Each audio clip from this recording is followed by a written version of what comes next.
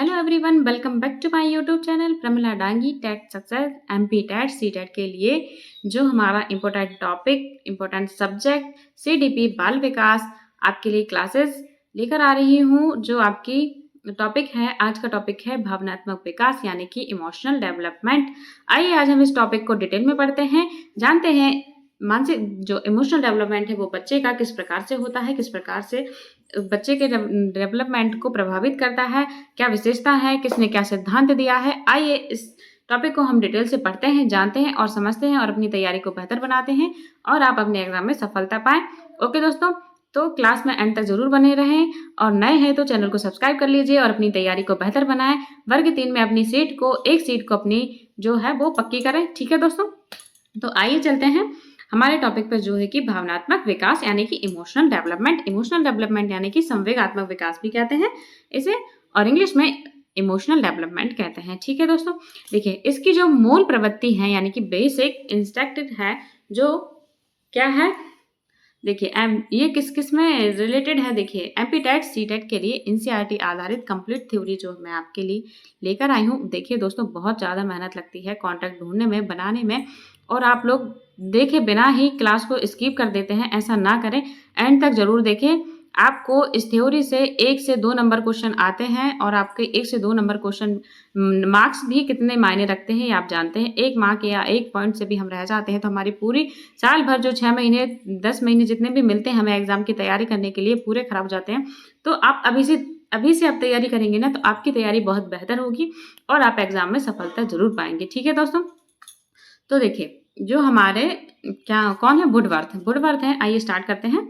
Woodworth है, वो क्या कहते हैं, किसी कार्य को करने हेतु बिना सीखा हुआ स्वरूप मूल प्रवृत्ति कहलाता है। वुडवर्थ जो मूल प्रवृत्ति है उसकी परिभाषा क्या देते हैं, ये देखिए मूल प्रवृत्ति है, जो मूल प्रवृत्ति कौन, मैकडूगल क्या कहते हैं, मैकडूगल कहते हैं कि किसी कार्य को करने हेतु बिना सीखा हुआ स्वरूप मूल प्रवृत्ति कहलाती है। जैसे कोई कार्य है, बच्चा किसी कार्य को करता है अगर बिना सीखे हुए तो क्या होता है, उसके मूल प्रवृत्ति कहते हैं उसे। अगर बच्चे ने कोई सीखा ही नहीं है, किसी कार्य को करता है, पढ़ता है, जैसे कि हम पढ़ाई करते हैं, जो भी कार्य करते हैं, अगर हमने सीखा नहीं और हमें वो अच्छी तरीके से आता है बच्चे को, तो बच्चे का वो क्या होता है, मूल प्रवृत्ति होती है। मैकडूगल क्या कहते हैं, मैकडूगल कहते हैं मूल प्रवृत्ति जन्मजात होती है, परंपरागत होती है, मनोशारीरिक प्रवृत्ति के रूप में बतलाया है। भूख लगने पर, जैसे कि उदाहरण में बताया है, भूख लगने पर भोजन की तलाश। अब देखिए इसका मतलब क्या होता है, जैसे कि हमें भूख लगी है, हमें भूख लगी है, खाना चाहिए, तो इसकी तलाश में हम, भोजन की तलाश में, पेट भरने की तलाश में हम कार्य करते हैं, नौकरी करते हैं, मतलब उसे ढूंढते हैं। पहले नौकरी किस तरीके से मिलेगी, कहाँ जाना है, क्या करना है, इस तरीके से हमें जो भूख है वो भोजन की तलाश करवा ही देती है। इस तरीके से ये जो है इमोशनल यानी कि भावनात्मक डेवलपमेंट, संवेगात्मक डेवलपमेंट जो है बच्चे का इमोशनल डेवलपमेंट, इस तरीके से अगर हमें भूख लगी है तो भोजन की तलाश करना ही होता है। ठीक है, देखिए भाव यानी कि इमोशन क्या होते हैं, देखिए इमोशन क्या होते हैं, इमोशन जो है, भाव वह मानसिक अवस्था है जिसमें व्यक्ति खुशी, क्रोध, प्रेम, भय, ईर्ष्या, घृणा आदि अनुभव करता है। ठीक है, भावनाएं व्यवहार को प्रभावित करती है। जो भावना है, जो इमोशनल डेवलपमेंट है, वो व्यवहार को प्रभावित करती हैं। ये जन्मजात भी होती है और सामाजिक रूप से भी विकसित होती हैं। क्या होती है, इमोशन यानी कि भाव जो एक बच्चे में होते हैं, ये जन्मजात भी होते हैं और सामाजिक रूप से भी विकसित होते हैं। ठीक है, अब भावनात्मक विकास का अर्थ को समझते हैं। देखिए अर्थ है बच्चे में भावनाओं की पहचान, नियंत्रण, अभिव्यक्ति और संतुलन विकसित होना ही भावात्मक विकास है। ओके, देखिए इसमें क्रिया पक्षपात जो कि मूल प्रवृत्ति है, उसमें आयाम इसके कौन कौन से होते हैं, मूल प्रवृत्ति के आयाम देखिए, मूल प्रवृत्ति के आयाम आयाम को जानते हैं कौन कौन से होते हैं। ठीक है दोस्तों, देखिए आयाम कौन कौन से होते हैं। क्रियात्मक पक्ष होता है, कौन सा होता है, एक क्रियात्मक पक्ष होता है, क्रियात्मक पक्ष होता है। दूसरा है संवेगात्मक पक्ष। कितने पक्ष होते हैं इसके, दो पक्ष होते हैं, एक होता है क्रियात्मक पक्ष और एक होता है संवेगात्मक पक्ष। ठीक है, तो इनको जानते हैं। देखिए पहला जो है संवेगात्मक पक्ष जो है इमोशनल अप्रोच, ज्ञान से उत्पन्न संवेग जो कि संवेगात्मक पक्ष कहलाता है। इसमें देखिए इसमें क्या किया जाता है, अध्ययन करने पर संवेगात्मक पक्ष मजबूत होता है, मानवता के भावों का विकास भी होता है। ठीक है, क्रियात्मक पक्ष में क्या होता है, संवेग पर आधारित क्रियाएं जैसे क्रोध और लड़ाई करना। देखिए जब संवेग उत्पन्न होते हैं किसी के प्रति, तो यदि हमें क्रोध है उस व्यक्ति पर, तो हम उसकी शक्ल भी नहीं देखना चाहेंगे, उससे लड़ाई करेंगे, उससे क्रोध करेंगे, उस पर लड़ाई करेंगे, झगड़ा करेंगे उससे। इस तरीके से संवेग पर आधारित क्रियाएं होती हैं। अगर हमें किसी से जैसे कि माँ बाप से हम इमोशन जो अटैच होते हैं, उनसे हम प्यार करते हैं, उनसे लड़ाई नहीं करते हैं, तो ये हमारे संवेग के आधार पर ही क्रियाएं होती हैं। ठीक है, अब ज्ञानात्मक पक्ष देखिए, नॉलेज अप्रोच जो है किसी वस्तु के बारे में जानकारी। यदि ज्ञानात्मक पक्ष मजबूत होता है तो किसी भी वस्तु के बारे में जानकारी प्राप्त की जाती है। इमोशन यानी संवेग जो है, देखिए लेट यानी इम्प्रूवर, अर्थ क्या है इसका, उत्तेजित करना यानी एक्साइटमेंट। जो संवेग है उसका अर्थ क्या होता है, उत्तेजित करना यानी कि एक्साइटमेंट। व्यक्ति को उत्तेजित करने वाला भाव है वो संवेग कहलाते हैं। जैसे देखिए बच्चे में कोई संवेग यानी उत्पन्न होता है, यानी उत्तेजित होता है कि हमें ये चाहिए है, तो उसमें उस व्यक्ति को उत्तेजित करने वाला जो संवेग है उसे क्या कहते हैं, संवेग कहते हैं। अगर बच्चा उत्तेजित हो रहा है, किसी को भाव होते हैं जो उत्तेजित होते हैं, तो उसे कहते हैं संवेगात्मक डेवलपमेंट। इमोशन यानी ई प्लस इमोशन, अंदर की गति। इमोशन यानी जो अंदर की गति, आंतरिक भावों की बाहरी अभिव्यक्ति। वुडवर्थ क्या कहते हैं, संवेग व्यक्ति की गति में आने यानी उत्तेजित दशा है। ठीक है, इसकी विशेषताएं क्या क्या होती हैं, विशेषताओं को जानते हैं। किसको जानते हैं, विशेषताओं को, किसकी, संवेग की विशेषताएं। ठीक है, इसकी विशेषता है व्यवहार में परिवर्तन लाना, व्यक्ति को क्रियाशील बना देना, संवेग व्यक्तित्व होते हैं, संवेग में तीव्रता यानी कि इंटेंसिटी पाई जाती है संवेगों में, व्यक्ति के अंदर भावनाएं तूफान यानी कि स्ट्रॉम को जन्म देती हैं। कौन, संवेग व्यक्ति के अंदर जो भावना है वो तूफान को जन्म देती है, सुख व दुख की अनुभूति कराती है। अगर दुख है तो वो उस प्रकार के संवेग भी हमारे अंदर पाए जाते हैं, और अगर खुशी है तो उस प्रकार के संवेग भी होते हैं। संवेग स्थानांतरण यानी कि ट्रांसफॉर्मेशन का गुण होता है। उदाहरण है, घर में वाइफ से झगड़ा होने पर ऑफिस में कर्मचारी। देखिए अगर हमें घर में वाइफ से झगड़ा हो जाता है, वाइफ हमसे झगड़ा कर लेती है, उदाहरण के लिए समझा रही हूँ आपको, तो हम ऑफिस जाकर वर्कर पर भी गुस्सा करेंगे, बच्चों पर भी गुस्सा करेंगे, घर आके। इस तरीके से जो हमारे संवेग है, जो अगर क्रोध है तो वो हमारे सभी जहाँ पर भी हम जाएंगे उस संवेग का क्या होता है, स्थानांतरण होता है। ठीक है, व्यापकता यानी कि कंपैरिजनशिप, संवेग सभी प्राणियों में पाए जाते हैं।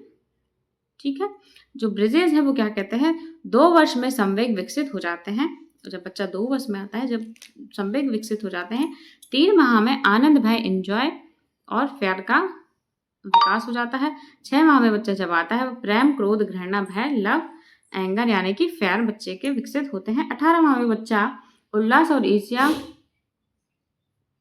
24 माह में बच्चा हर्ष यानी हैप्पी की अनुभूति कर लेता है। वॉटसन क्या कहते हैं, शिशु भय, क्रोध, स्नेह का गुण पाया जाता है। जब एक शिशु होता है बच्चा छोटा, उसमें वॉटसन ने बताया है भय, स्नेह, क्रोध का गुण भी पाया जाता है। कुछ महान वैज्ञानिकों ने इस मत को, जो वॉटसन ने दिया था, इस मत का विरोध करते हैं और कहते हैं कि 2 वर्ष के बालक में भय नहीं होता है, किंतु 3 वर्ष के बालक में यह पाया जाता है।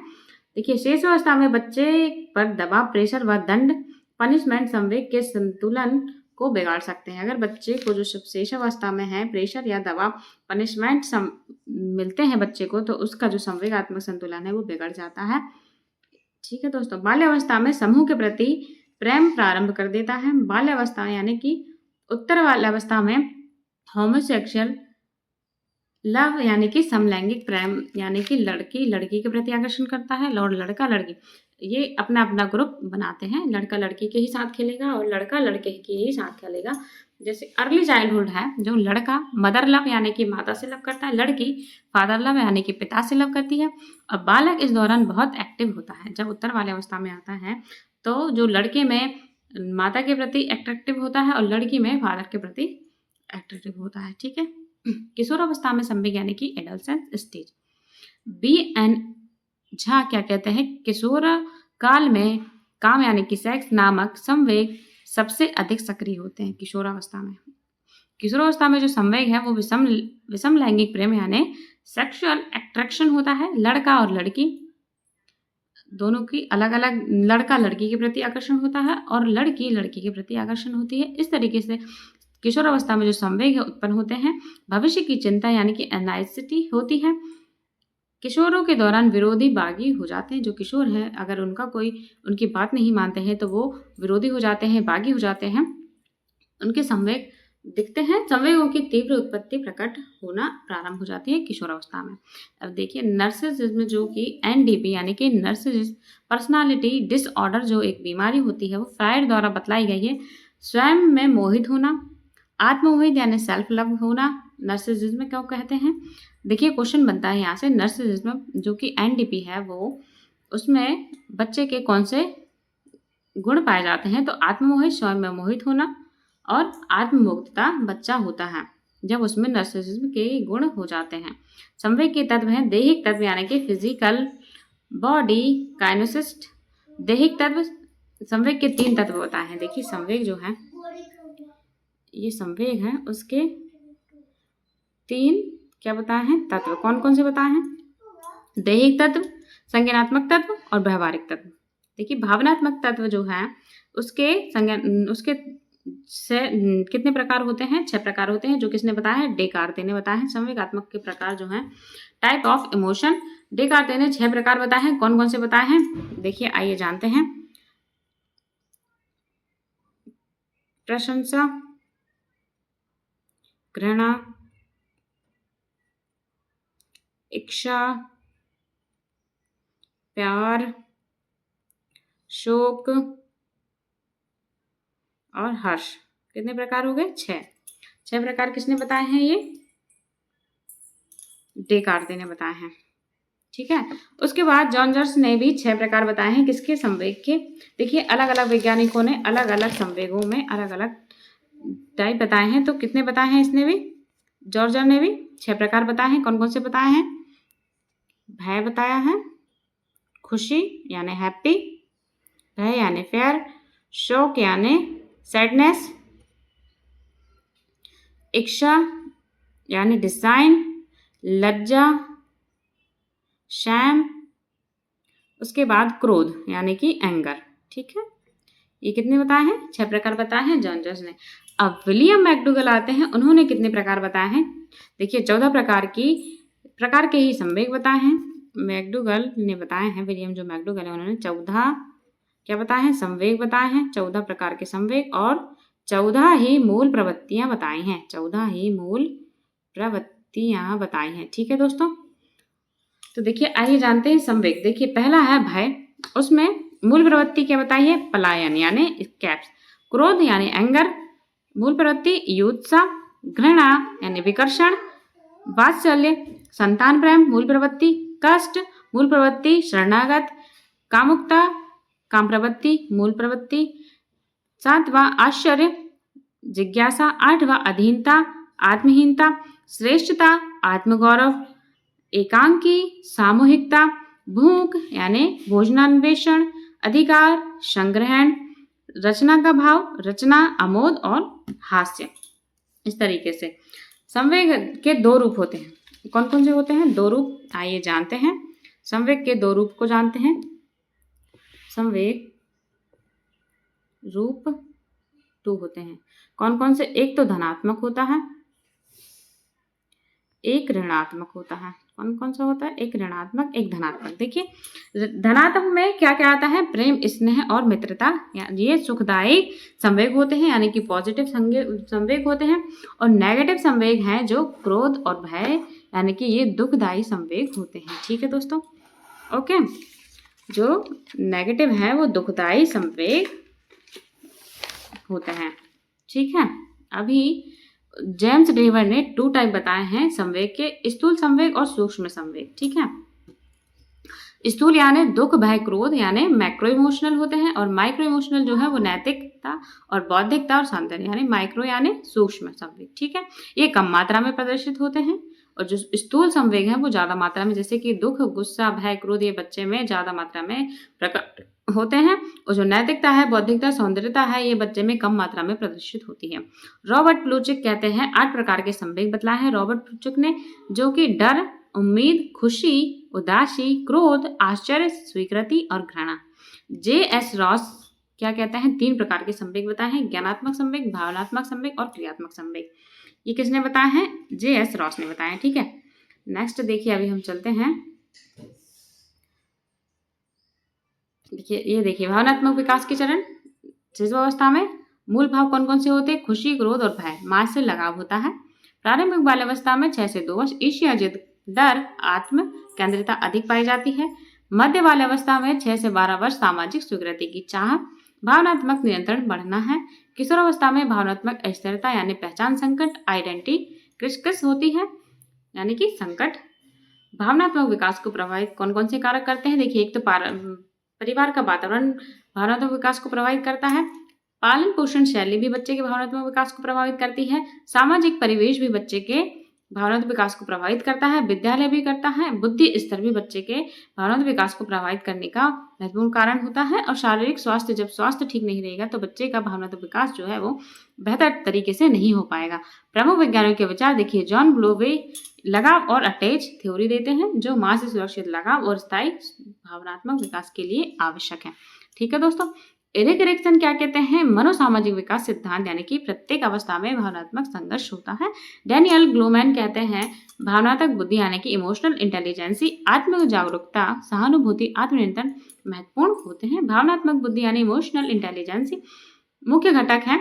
आत्म जागरूकता, भावनात्मक बुद्धि जो है उसमें आत्म जागरूकता होनी चाहिए, आत्मनियंत्रण होना चाहिए, प्रेरणा, सहानुभूति और सामाजिक कौशल पाए जाते हैं। शिक्षक की भूमिका कौन कौन सी होती है? एक तो सकारात्मक वातावरण होना चाहिए। शिक्षक की भूमिका, दंड की बजाय समझाना चाहिए, बच्चे को दंड नहीं देना चाहिए अगर गलती करता है। सहानुभूति का विकास होना चाहिए एक शिक्षक में, और समूह के गतिविधियों के आधार पर बच्चों को समझ यानी कि भावनात्मक विकास को बेहतर तरीके से डेवलप कर सकते हैं। अभी आइए हम क्वेश्चन के थ्रू अपने इस टॉपिक को देखिए समझते हैं कि इसमें क्वेश्चन किस प्रकार के बनते हैं और ईएसपी किस प्रकार से क्वेश्चन को घुमा फिरा कर पूछते हैं। तो आइए अब हम क्वेश्चन करते हैं कुछ और अपने टॉपिक को बेहतर यानी कि मजबूत बनाते हैं। ठीक है, देखिए भावनात्मक विकास का संबंध किससे है? ऑप्शन है केवल बुद्धि, केवल शारीरिक, भावनाओं की अभिव्यक्ति और नियंत्रण, भाषा विकास। राइट आंसर से भावनाओं की अभिव्यक्ति और नियंत्रण। देखिए कारण क्या है? भावनात्मक विकास में भावनाओं का नियंत्रण व अभिव्यक्ति शामिल है। नेक्स्ट क्वेश्चन है लगाव सिद्धांत किसने दिया था? प्याजे, Bowlby, Vygotsky, Skinner. Right answer is B Bowlby. देखिए लगाव का सिद्धांत जो है वो बॉल्बी ने दिया था। जॉन बॉल्बी ने अटैचमेंट थ्योरी दी है। भावनात्मक अस्थिरता अधिक किस अवस्था में होती है? ऑप्शन है शैशव, किशोरावस्था, मध्य बाल्यावस्था और वृद्धावस्था। राइट आंसर इज बी किशोरावस्था। कारण है हार्मोन परिवर्तन के कारण किशोरावस्था में अस्थिरता अधिक होती है। ओके दोस्तों, नेक्स्ट क्वेश्चन है सहानुभूति का विकास किसका भाग है? बौद्धिक विकास का, सामाजिक विकास का, भावनात्मक विकास का या भाषा विकास का? राइट आंसर इज सी भावनात्मक विकास का। कारण है सहानुभूति भावनात्मक बुद्धि का घटक है। ठीक है, नेक्स्ट क्वेश्चन है सुरक्षित लगाव से क्या होता है? सुरक्षित जो लगाव है वो उससे क्या होता है? भय बढ़ता है, आत्मविश्वास बढ़ता है, आक्रामकता बढ़ती है या अलगाव बढ़ता है? राइट आंसर इज बी आत्मविश्वास बढ़ता है। अगर सुरक्षित लगाव है तो आत्मविश्वास का विकसित होना होता है। ठीक है, नेक्स्ट क्वेश्चन है आत्मनियंत्रण का विकास किससे जुड़ा है? भावनात्मक परिपक्वता, बी शारीरिक विकास, सी भाषा विकास, डी गणितीय विकास। राइट आंसर इज ए भावनात्मक परिपक्वता। कारण है आत्मनियंत्रण भावनात्मक परिपक्वता का संकेत है। नेक्स्ट क्वेश्चन है भावनात्मक बुद्धि शब्द को लोकप्रिय किसने किया? एरिक्सन, गोलमैन, फ्राइड या Watson? Right answer is B, Goleman ने। डेनियल गोलमैन ने EI को लोकप्रिय बनाया है। ठीक है। नेक्स्ट क्वेश्चन है प्रारंभिक अवस्था में मुख्य भाव कौन सा है? ईर्ष्या, भय, अपराध बोध, डी गर्व? राइट आंसर इज बी, भय। शैशव में मूल भाव जैसे भय, खुशी होते हैं। नेक्स्ट क्वेश्चन है दंडात्मक वातावरण से क्या होता है? ऑप्शन है आत्मविश्वास, भय और सुरक्षा, असुरक्षा, सहानुभूति, असंतुलन। राइट आंसर इज बी, भय और असुरक्षा। कठोर दंड से असुरक्षा बढ़ती है। नेक्स्ट क्वेश्चन है देखिए भावनात्मक विकास में परिवार की भूमिका महत्वहीन, समिति अन्य महत्वपूर्ण और नहीं के बराबर। राइट आंसर इज सी, कारण परिवार प्राथमिक सामाजिक संस्था होती है। ओके दोस्तों, देखिए अभी आज की क्लास हम यहीं तक रखते हैं। आई होप आज का टॉपिक आपको क्लियरली अच्छे से समझ आया होगा और क्वेश्चन किस प्रकार बनते हैं ये भी आपको बहुत अच्छे तरीके से समझ आ गए होंगे। तो ठीक है दोस्तों, मिलते हैं नेक्स्ट क्लास में। Thank you so much. Like, share, comment and subscribe. Take care, bye bye.